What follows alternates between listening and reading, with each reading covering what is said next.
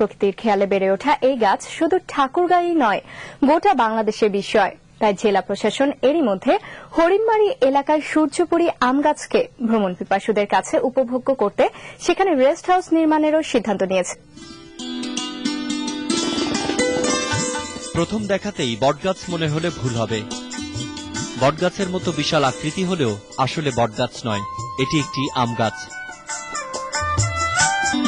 ঠাকুরগাঁও সদর হতে পশ্চিমে হরিণমারী মুন্ডুমালা সীমান্তে যেতেই চোখে পড়ে বিশাল আকৃতির এই গাছটি। গাছের মূল থেকে শাখা প্রশাখাকে আলাদা করে দেখতে চাইলে রীতিমতো ভাবতে হয়। স্থানীয়দের কাছে এই গাছের ইতিহাস অনেক পুরনো। তারা বলছেন কয়েক পুরুষ ধরে তারা গাছটি এমনই দেখছেন। আমরা যতদিন আসছি ততদিন এই গাছ এরকমই দেখছি। এর মালিক একজন পুলিশ কনস্টেবল। গাছটি পেয়েছেন পৈতৃক সূত্রে। প্রতি বছর 70 থেকে 80 হাজার টাকার আম বিক্রি করে বেশ সচ্ছল তিনি।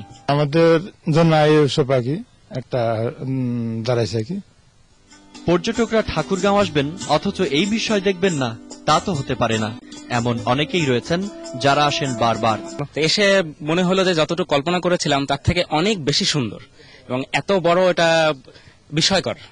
জেলা প্রশাসক আমতলার আশপাশে উন্নয়ন ঘটানোর আশ্বাস দিলেন।